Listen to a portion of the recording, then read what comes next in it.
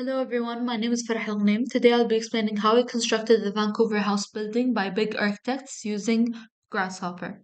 The definition starts off with a rectangle which is extruded using box rectangle and deconstructed to get all its four faces.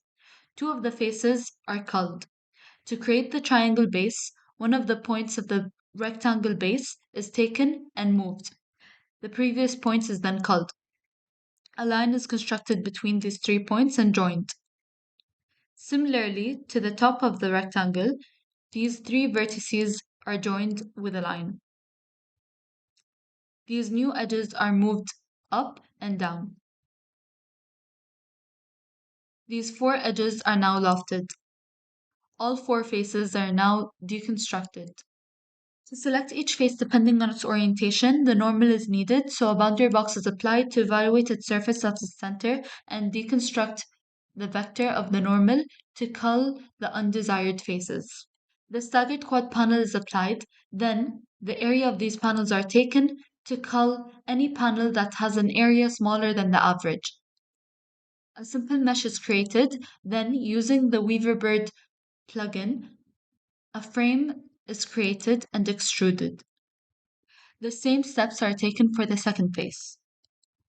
For the third face, after reversing its UV and rebuilding the surface, one of the faces of the boundary box is taken and the quad staggered panels are applied to it. As previously done, the panels with an area smaller than the average are culled. Then the area of these panels are taken to cull all the centroids that are not within the boundaries of the original plane. From these points, rectangles are created while maintaining them as centroids. The rectangles are then rotated, and similarly as done, a simple mesh is created, a frame, and a thickness is given. For the final face, after reversing the UV of the surface, a staggered quad panel is applied, and similarly done, the voids are culled, and a simple mesh is given. Simply put, to create the panels of this face, the Weaverbird frame has to be extruded then offsetted towards the normal of the boundary box face. To do that, we take the Weaverbird frame and project it towards the XT plane. By taking its corresponding boundary box face, we're able to take its normal and remap domain in order to establish the amplitude. This gives us the vector. The vector and the project is now plugged into the offset extrude mesh. Finally, to create the floors, a contour of the form is created and the boundary surface is given and extruded in both directions of the z-axis. The floors and panels previously constructed are now joined to create the final building. Kangaroo can be used to construct the form of the building, starting off with constructing a rectangle, taking its control points, culling its edges, and extruding each vertices upwards in the z direction by a specified height. The lines are then banked to create separate lists for each line. Each line is then divided by a specified number of points. These points are then used as the anchors. They anchor to a reference line in Rhino, which is also divided by a specified number of points. The same thing is done for all the lines.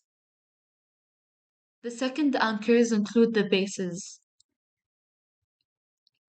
Edge lengths, pressure, and show are other goals that are all plugged into the intertwine along with the previously mentioned anchors. The intertwine is then plugged into the solver, banged, which creates a mesh. This kangaroo definition allows for multiple iterations of the same form. Panels can be constructed onto this kangaroo form, however, it has to be converted from a mesh to a B-rep. To do that, a sweep 2 is conducted between the base edges and the sections. Then, the same steps were taken as the previous faces to create the panels. Different iterations can also be achieved by manipulating the sliders of the grasshopper definition.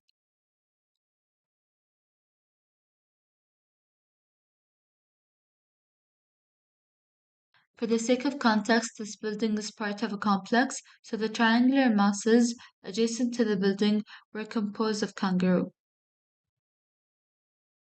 This concludes the video. Thank you for watching.